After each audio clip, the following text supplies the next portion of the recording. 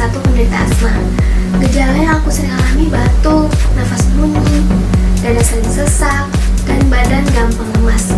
Sudah coba berbagai cara untuk mengobati, tapi belum sembuh juga. Padahal kata dokter, asma kalau tidak ditanggulangi maka bisa terjadi komplikasi seperti infeksi dan juga rusak paru-paru. Untungnya ada teman yang menyarankan madu Likasma. Likasma itu formula madu dengan racikan bahan herbal terlengkap yang telah terbukti bisa menyembuhkan penyakit asma dan saluran pernapasan kita. Komposisi Likasma adalah madu murni, kayu manis daun saga, habatus sauda, daun cakar ayam, dan jahe yang diformulasikan secara khusus untuk menuntaskan segala macam gangguan pernapasan termasuk asma. Cukup dengan satu produk, Anda sudah terhindar dari berbagai gangguan pernapasan.